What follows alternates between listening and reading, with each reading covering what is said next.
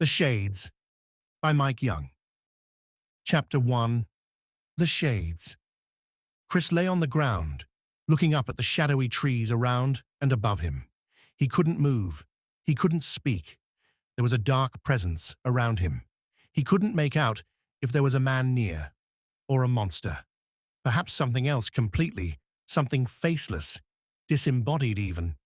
He tried repeatedly to open his mouth and speak, to utter something approximating a call for help.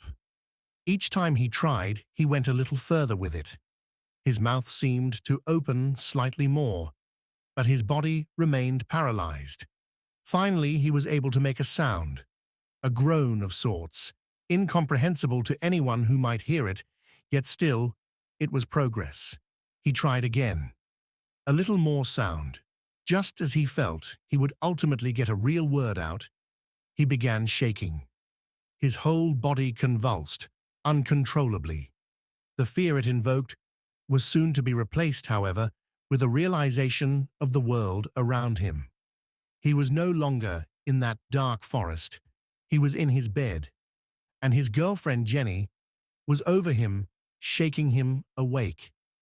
His eyes rolled around, confusion, slowly fading to understanding. "Chris, you were having one of those episodes again," she said, as she quit shaking him and let go. "Sleep paralysis." Chris shook his head and looked at her. "Oh man, I was. Thank you for waking me up," he responded. "It's such a terrible feeling.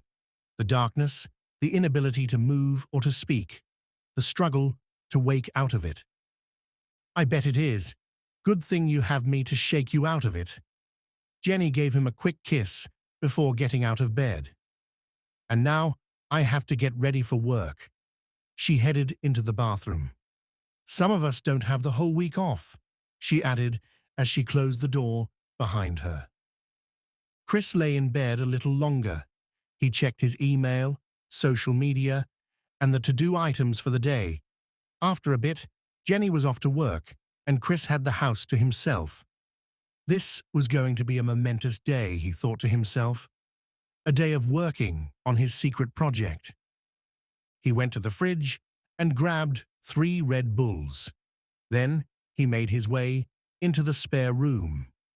This is where his computer sat, along with an assortment of techie items and strange paraphernalia he had accumulated.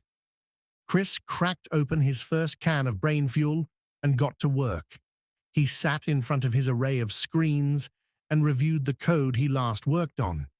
He began typing feverishly, adding to the code and tweaking it. After an hour or so, he got up and rummaged through his items, finally pulling out a pair of large sunglasses, shades as he often called them. "This ought to work," he said, as he carried them over to a table in the middle of the room. Next, he pulled out a roll of wire and set it on the table next to the sunglasses. Then, a soldering iron. Then, several more items, mostly metal bits and pieces. For the next 2 hours, he tinkered with the items on the table, cutting some, joining others. By the time he was finished, 3 empty cans lay on the floor, and he was sporting the goofiest glasses anyone had ever seen. He pulled out his phone and took a selfie. After carefully removing his high-tech shades and setting them back on the table, he returned to the computer. He typed some more code before getting back up and walking over to the table. He held the sunglasses out in front of him and examined them, turning them around in his hands. "Let's see what happens with these super shades," he exclaimed before putting them back on. He walked over to the computer, hit the enter key, then quickly plopped down on the beanbag chair in the corner. Chapter 2. The Adventure Begins. Chris blasted off into space at warp speed, or so it felt to him. It was more like flying through interdimensional space, though he was technically still sitting in the room. The colors, the sensations, the things he felt that could not be described as colors, sensations, or even things he felt. His mind was blown. After a short amount of time, though how short he had no way of knowing, it all began to slow down. It was like traveling on the highway at high speed, watching things go by in a blur that finally became individually observable once the car slowed down. At some point, though he couldn't quite make out when, things fully settled out, and he could begin to make sense of where he was. He was in a place that seemed to combine elements of everything he ever knew. It was like a prairie, but fully forested, open area, but buildings all around.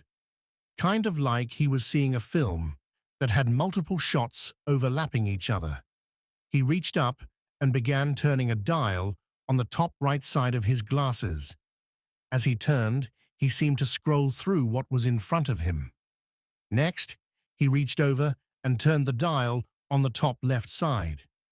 This removed excess visuals and allowed him to now focus on one world at a time.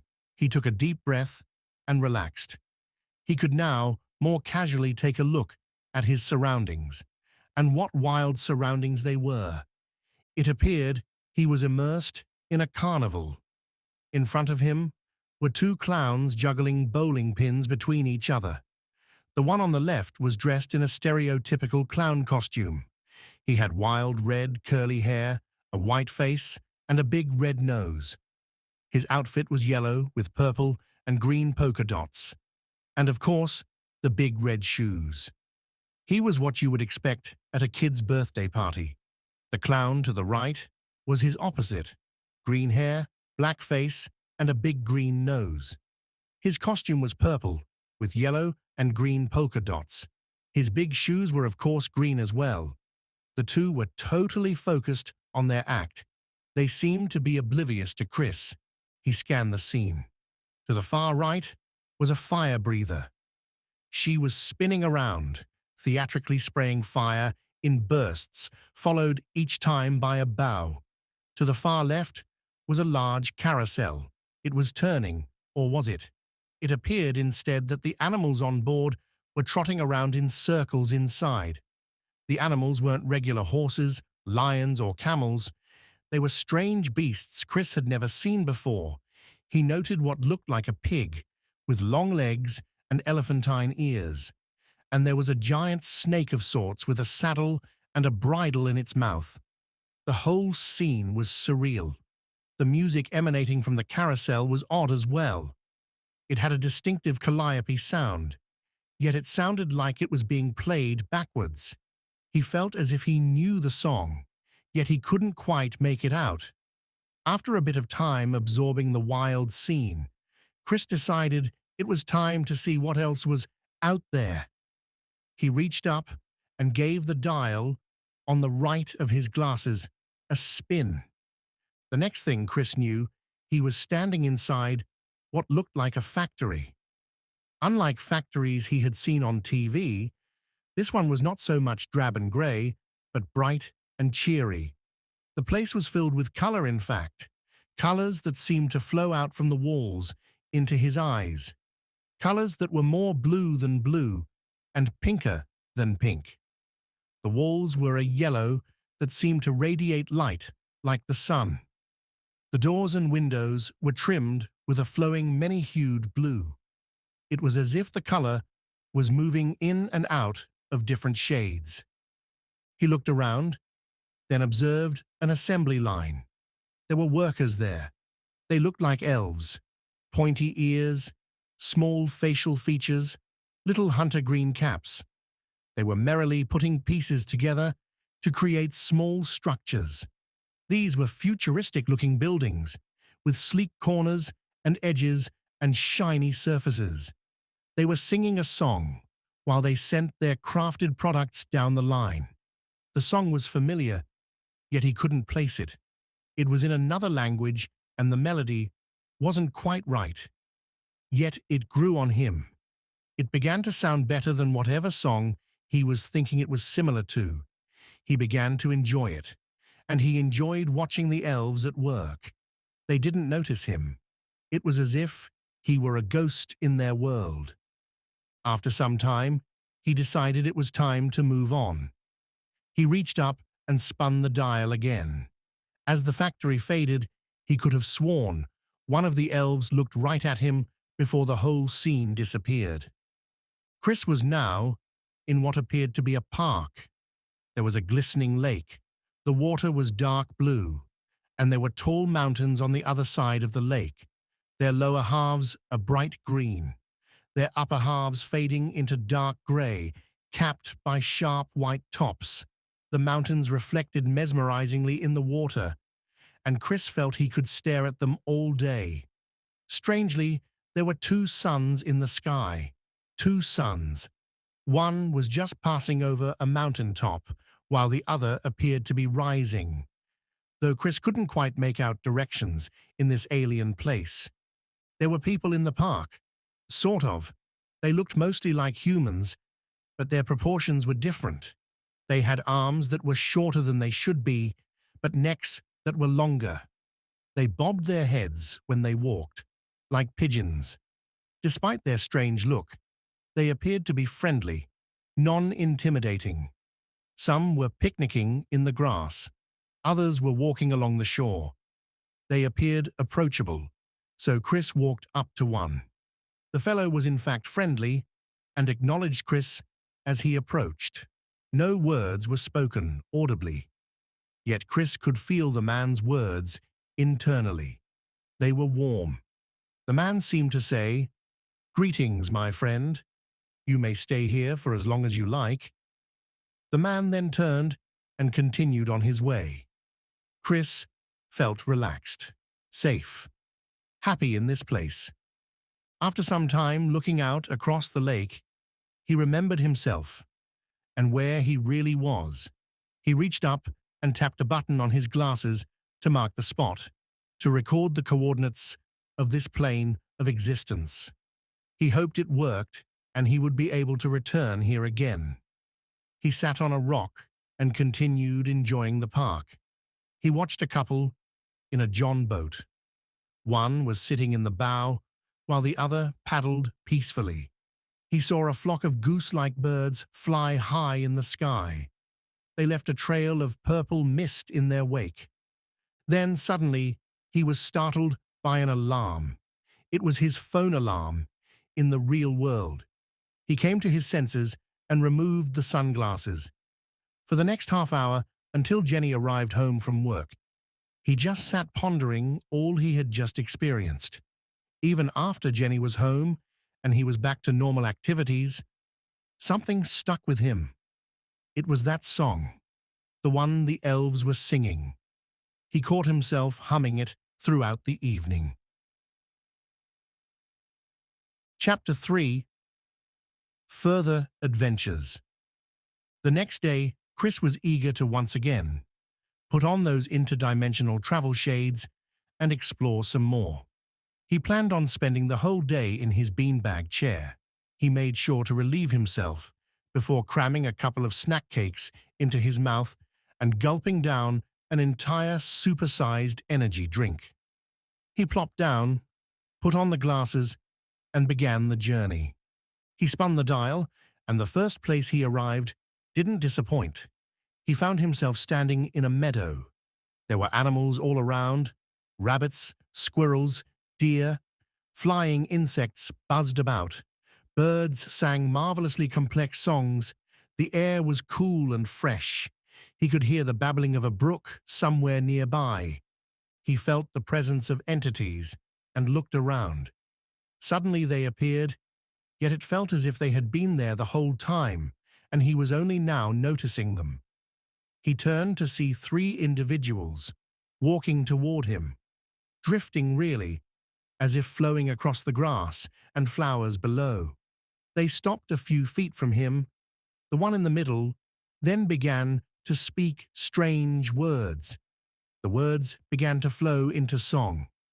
It was a beautiful song, composed of a melody that was novel, yet so perfectly fundamental that he wondered why he had never heard the likes of it before.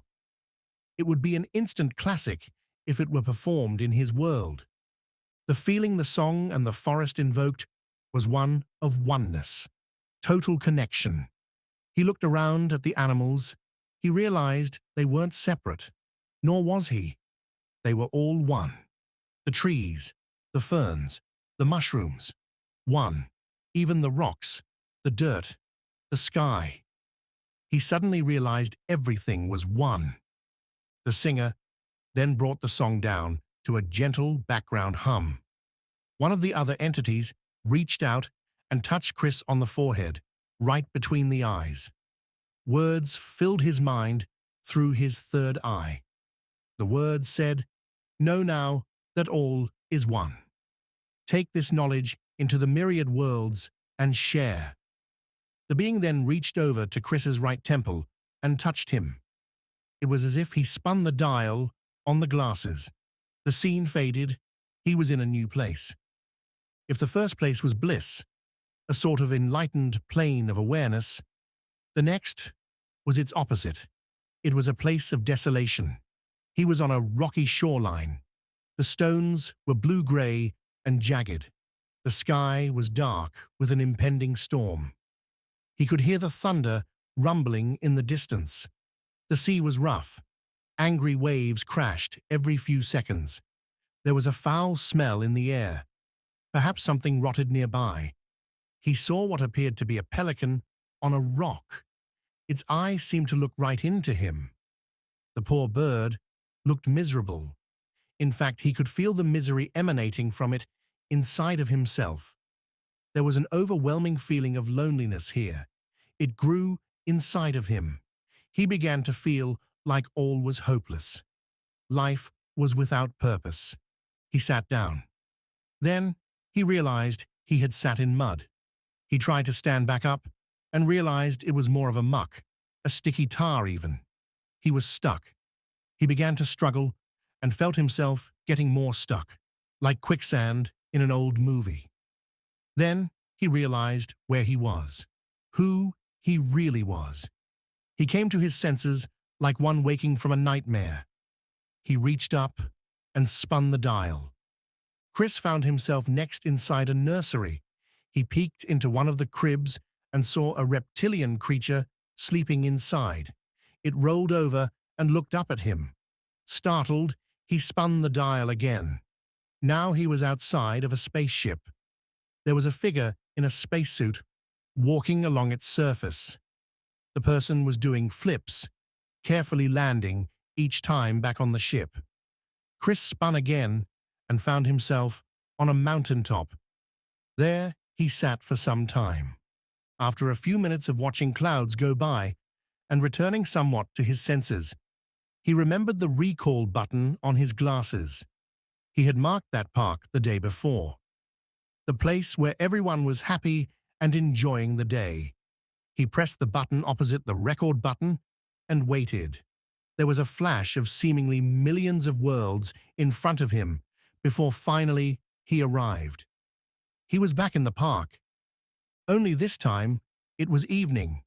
One of the suns had apparently already set, and the other was approaching the horizon. The shadows were long. There were few people out and about. The place was still pleasant, but there was now a slight chill in the air. A light breeze blew. In the distance, he could hear the howling of wolves. Nearby, a man stood by the lake fishing. Chris decided to take a stroll along the shore. He looked out across the water at the mountains and wondered how difficult it would be to get to them. How big was the lake anyway? The howling of the wolves intensified. He wondered about them as well. Were they out and about in the nearby forest, planning an attack on some hapless fawn, or whatever substituted as a deer in this world? He turned away from the lake, perhaps instinctively, to find the wolves were no longer in the distance. They were approaching him and were only 50 yards or so away. They were not your ordinary wolves. They were incredibly large, the size of moose. And they had had extra-long snouts, full of sharp, flesh-ripping teeth. The wolves were stalking him, creeping with their eyes fully focused on their prey. Fear began to grip him. Confusion. Then he realized, or thought he realized, that it wasn't real. But what was real? He couldn't remember. He felt like he should be able to just leave by some means. But how? The wolves were getting closer. No one seemed to notice. The people were just going about their merry way, oblivious to the danger he was in, and they potentially might be in next. Chris attempted to shout for help, but couldn't even remember how to do that. He began to feel paralyzed. He was starting to resign himself to the meal he would soon become, when suddenly that fisherman was there. He stepped between the wolves and Chris. The man appeared bigger and stronger than he had looked before. He held up his hands and spoke strange words to the wolves. They stopped their advance. Then they walked back into the woods. The man turned to Chris. He smiled. It was a warm smile. "Hello, my name is Seth." Chapter 4. Seth. Over the next couple of days, Chris was back in his beanbag chair, goofy shades on, exploring realms only some people ever caught glimpses of. During extreme meditation or hallucinogenic drug use, he was fully immersed, spending long hours exploring. He always set his phone alarm before going in, as he felt he wouldn't have the ability to leave without some kind of real-world prompting. Most of the time, he spent chatting with Seth, who he had met at the park. Chris found him highly engaging. This may have been due to Seth's warm, pleasant personality. It also may have been due to Seth's age, which apparently was in the thousands of years, if years meant anything across planes. Seth was difficult to describe physically. When Chris met him initially, he looked like any other person from the park. Short arms, long neck. But as they spent time together, Chris observed that Seth gradually took on the appearance of whatever entities were present. When it was just the two of them, Seth's proportions became more human. When they visited other worlds, such as a realm of lizard-like people, his skin took on a slight green hue and developed a scale-like pattern. The longer they stayed somewhere, the more pronounced the change became. It was fascinating to Chris, though a little unsettling. Seth had seen a lot in his long life. As such, he knew many things. He even knew answers to mysteries that had baffled scientists for ages. For example, he clarified the mystery of dark matter. He explained that there were three of everything in the universe, and that dark matter was only the second of three forms of matter. He further described the three concepts of creation, preservation, and destruction, relating them to matter. Dark matter had a preservation effect on the universe, while there was another, darker matter, which would one day be responsible for the destruction of all worlds. He answered the question of Fermi's paradox: why aliens are not more abundant and obvious to us, visiting on a regular basis. He explained that space was an illusion, and that all life was present in the same location at once, but on parallel planes. The three forces mentioned before, manifesting as gods, prevent most contact between civilizations. This is to keep order. Interaction between entities generally only occurs through dreams, hallucinogenic substances, intense meditative practices, and rare technological breakthroughs, like the one Chris had made with his glasses. He also had advice for Chris in relation to the people in his life. Chris had told him about a recent dispute he had with his neighbor, Sean. He had loaned Sean some yard work equipment so he could clean things up around his house. Among these was an old chainsaw that had belonged to his dad. It had a lot of memories for Chris, involving time spent with his dad years before he had passed away. Unfortunately, Sean brought it back irreparably broken. Granted, Sean had never really used one before, and Chris should have spent the time showing him proper handling, but it still angered him. Sean had offered to buy him a new one, But that made Chris even more angry. It wouldn't fix the one that was broken, and the sentimental reasons for keeping it running. Chris had lost his composure and escalated the dispute until both men were close to blows.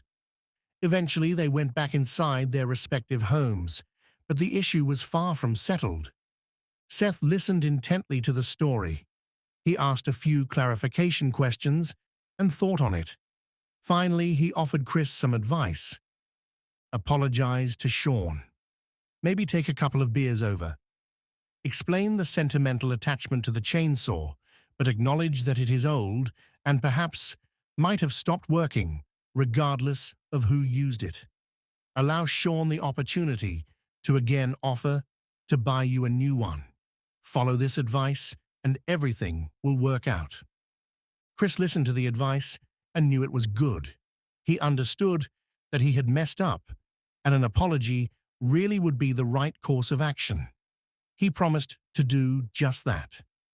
Chris had also told him about his good friend, Dan. He was a struggling guitarist and singer.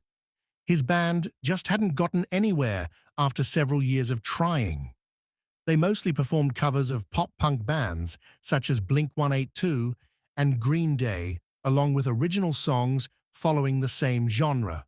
Chris thought they were rather good, and that Dan, in particular, was an excellent guitarist and singer.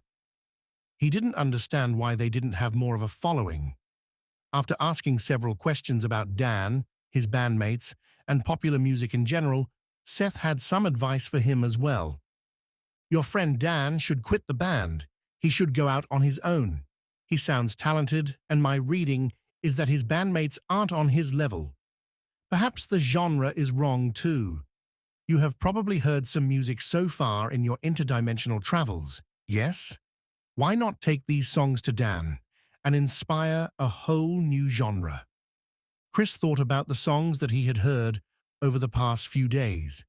There was the carousel music in that carnival realm. Also, the song the elves were singing. That one had really stuck with him. And that beautiful one, the entity sang in the forest. The one that made him feel at one with the universe. He remembered these songs well, at least well enough to hum them for Dan. This was a great idea. Perhaps this would be exactly what Dan needed. When he returned to the real world, he would make a point to call his old friend up and inspire him to the greatness that was waiting inside. Seth had also been interested in Chris's love life. He especially wanted to know about Jenny. Chris told him about how they had met. He told him about their relationship, where they got along great, and where there was room for improvement. He told him how much he loved her, and what a difference she made in his life. Seth asked quite a few questions about Jenny once he learned of her past struggles. Chris told him about her drinking problem. She had been sober for 5 years, but there was a time when she was a full-blown alcoholic. Her parents had died several years prior to her drinking problem. Her poor coping of it is what drove her to the bottle. She had made many mistakes during that dark time in her life, but had overcome them. Chris thought his support definitely helped. At the end of this discussion, Seth offered his advice. Jenny sounds like a wonderful woman. She's conquered a lot. I think her sobriety, though noble, would be better replaced by moderation at this point. Maybe she can have a drink or two on special occasions, maybe more frequently, as situations dictate. I think she's strong enough now. Chris thought about this for a moment. It was unorthodox advice, to be sure. Seth was incredibly old and wise, and the other advice he had given sounded pretty solid. Still, Chris couldn't help but feel uneasy about this advice. He figured he would wait on this one and see how things went with Sean and Dan. Chris spent a lot of time with Seth during the week, in addition to his other adventures. It was Friday afternoon, and he knew he really needed to take a break. He let Seth know he would be taking a couple of days off to focus on life, including trying out his advice. He promised to visit again in a few days. They continued hanging out until Chris's alarm brought him back to Earth. He removed the shades and returned to his normal life. Chapter 5. A Successful Saturday. Chris had a busy weekend planned. He was going to put Seth's advice into action, as well as get all of his chores and errands caught up, the ones he should have been doing during his week off. First thing Saturday morning, he walked over to Sean's. He brought 2 Coronas, Sean's favorite beer. Sean came to the door with a tense posture and a guarded expression. Chris offered him one of the beers and immediately apologized for the way he reacted in their previous encounter. Sean's expression changed to one of relief, then happiness. He accepted the apology, provided his own, and did in fact offer again to buy Chris a new chainsaw. After a few minutes of this, Sean took him into the backyard and showed him the work he had done. It was an enjoyable time for the both of them, and they bonded once again as if they hadn't almost come to blows a few days before. By the time Chris left, the two were on better terms than before the dispute. Later in the day, Chris paid Dan a visit. After catching up, he offered the advice Seth had given him. Dan weighed the pros and cons of what his friend told him. He admitted that he had been thinking lately about leaving the band, that he felt he was spinning his wheels. It was just such a big move, and he was uncertain. Chris encouraged him to go for it. Then, he asked if he was interested in some musical ideas. Dan was receptive, so Chris hummed him the songs he had heard during his travels, though he revealed nothing of the song's origins to his friend. Dan's eyes lit up with each song. He began playing his own interpretations on the guitar, as well as venturing off to make new songs inspired by this new sound. Chris hung out with Dan for a few hours as Dan tweaked his work and recorded everything he could. Eventually, Chris had to go. He had dinner plans with Jenny, and he had one more bit of Seth's advice to try out. The restaurant was new and still the talk of the town. Chris had reserved last minute and was lucky enough to get the remaining slot. Jenny sat across from him, beautiful as ever. When the waiter came by and asked for their drink orders, Jenny ordered her usual water with lime, not lemon. Chris ordered his favorite, an old-fashioned with Maker's Mark bourbon. He rarely ordered alcohol when eating out with Jenny. This was mostly to prevent unnecessary temptation on her part. Tonight, though, he was going to have a drink and offer a taste to her, to see if she could, in fact, handle it. When the drink came, he offered, to which she gave him a surprised look. "Are you kidding me? That's not funny, Chris," she responded, pushing it back toward him. "Jenny, I was just thinking. You've done great with your sobriety these past 5 or so years. I think at this point, you've proven you're strong. You no longer need to drown your sorrows in the bottle. You've overcome them with strength, intelligence, and acceptance." She looked at him quizzically, wondering if he was going where she thought he was going. She glanced down at the drink, then back to his caring face. "Do you think you're ready to try moderation? Maybe a little drink here or there in social situations.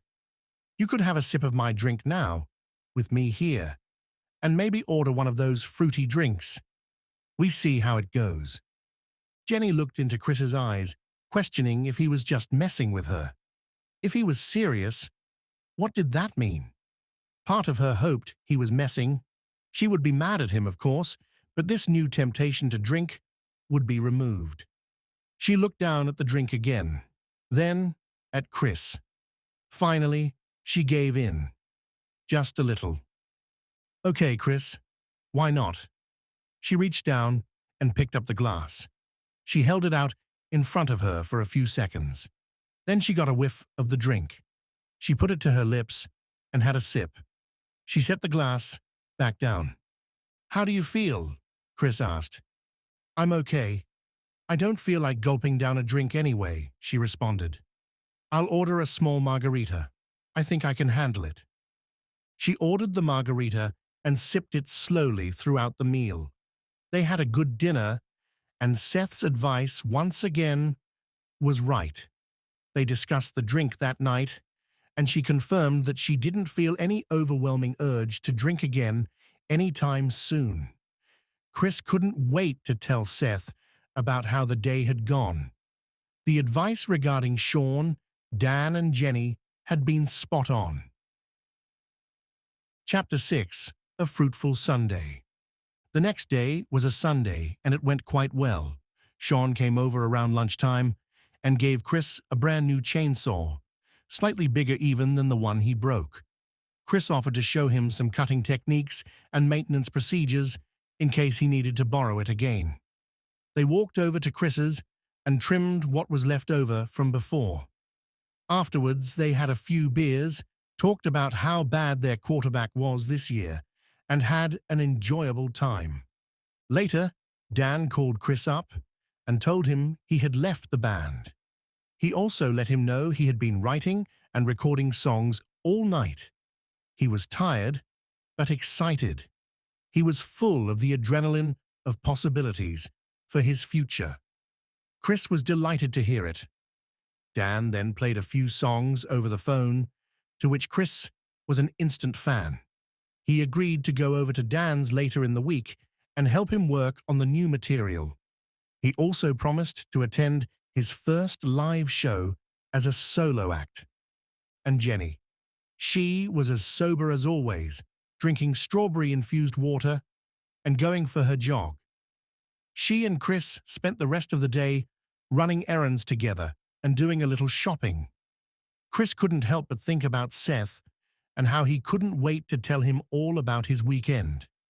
He decided he would meet up with him right after work the next day.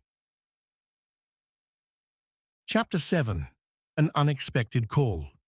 It was Chris's first day back at work, and he was miserable. Very little of his workload had been performed by his co-workers, and he was playing catch-up all morning long. He thought about Jenny, and how he couldn't wait to vent to her when he got home. He might even vent to Seth as well. He would probably find a way to soothe his stress with kind words. It was coming up on his lunch break when Chris received an unexpected call. It was Jenny's number, but it wasn't Jenny. It was a police officer on the scene of a horrific accident. He told Chris the details as he knew them at the time. It appeared Jenny had run a red light and had been T-boned by an oncoming pickup truck. She had died at the scene. Inside her car, the officers had found a pint of liquor, empty. Chris dropped the phone. Chris left work in a hurry. 1,000 thoughts ran through his head. He went straight to the hospital where his beautiful Jenny had been taken. He confirmed her identity and sat with her lifeless body for hours. The time finally came for him to leave. He would have to make arrangements for the funeral and so many other things he wasn't prepared to do. As he drove back to the house, tears streaming from his eyes, barely able to drive, he thought about the advice Seth had given him. A sense of anger began to rise in him. Anger at Seth, but also anger at himself. What an idiot he had been. This was his fault. She had pulled her life together. She was clean and healthy, happy. He had taken Seth's advice and foolishly saw it through. The sadness, the anger at himself, the guilt all pulled at him. He decided there was only one thing to do. As soon as he pulled into the drive, he ran from his car and rushed inside. He went to the computer room, grabbed the shades, and fell to the beanbag. He pressed the button to take him to Seth and their meeting spot in the park. No one was there. "Seth?" Chris called out. "Seth, if you're around, I really need to speak with you." Chris looked around. The people of the park were casually going about their day. A few looked up at him and smiled as they walked by. Somehow this irritated Chris even more. "Seth," he called again. This time with anger and a tinge of desperation in his voice. "I'm here," Seth finally answered. Chris turned around to see his interdimensional companion. "Seth? Jenny?" Chris took a moment to compose himself before continuing. "Jenny died today." Seth listened expressionlessly. Chris continued. "I did what you suggested. I offered up the idea of moderation, of drinking again. Just a little. At first it seemed to work. She had a little bit. She was fine. She did well the next day. Then, today," Chris again paused before continuing. "Today, she apparently got drunk while I was at work and went for a drive. She's dead, Seth. She's dead." Seth continued, with no expression and no comment. Chris didn't feel the normal warmth emanating from him. Finally, Seth spoke. "Did you set your alarm before coming here?" Seth asked. Chris looked confused. "What? No, I didn't even think about it." "Why?" Chris responded. "Excellent," Seth replied. With that, he snapped his fingers, and the world went dark. Chapter 8. A Realization. Chris found himself sitting on the cold floor of a dark, damp cave. He couldn't move. He was wrapped in chains. There were torches protruding from the knobby walls. The flames flickered in the cool draft, casting eerie shadows. The shadows darted about with each flash of torchlight like demons dancing across the surface of the walls. At first, he thought he was alone. Then he became aware of a figure approaching from the dark, where the light didn't reach. As he got nearer, Chris realized it was Seth. Except he wasn't the same. He was darker, not just in terms of the light in the room, a deeper darkness. His skin was no longer radiant, but dull, sallow. His face was gaunt. As he got closer, Chris noticed his eyes no longer had a light in them. They were cold, hard, piercing. He smiled. It was an evil, jack-o'-lantern-like grin. Crooked teeth, missing teeth, black teeth here and there. Terror gripped Chris as he lay helpless before the man, the entity that he had known as a friend. Confusion set in as he tried to process what was happening. Surely there was a reasonable explanation. Maybe Seth was playing a trick. If so, it would be almost as bad as if he weren't. Once Seth was within a foot of him, he spoke. "My dear friend, Chris, mortal human, naive man. Your girlfriend is dead. And why? You killed her. Because a stranger told you to. Sure, you didn't physically kill her, but your actions did the deed all the same. How did it feel when you realized what you had done? How do you feel now? Was there weeping? Did you cry? Did you pray to your God to make it all go away? Does the guilt eat at you right now? She was doing so well. She had gotten to a place in life where she was clean, happy, and you ruined it. You sent her down the path of destruction. And quickly too, I might add. How will you live with yourself? How will you feel every time you see anything that reminds you of her? Or when you see someone drinking an alcoholic beverage? Or when you pass by a car accident? Tell me how you feel. Give me all of it." Seth seemed to grow larger and more grotesque with each word spoken. It was as if he drew strength from the suffering Chris felt as he heard the damning words coming out of Seth's mouth. Chris was indeed overwhelmed with suffering. Yes, he felt all the terrible feelings Seth spoke of. The guilt, the pain. How could he live with himself? Even worse, the feeling that it all was based on betrayal. The implication was confirmed when Seth spoke again. "And all this time, you thought I was guiding you in the right direction. The advice about your neighbor, the advice about your friend, these were the bait. Once I had you, I knew I could get you to do something that would lead to all of this suffering, to be responsible for the unthinkable, to cause the unfortunate death of the one you loved. And in the process, you would painfully break her trust as well. Do you know why I did all of this? Chris was unable to answer. He had no words. Because I feed on the pain and suffering of others, just as you feed on the flesh of animals and the fruit of the field. I eat negativity, and you were my prey.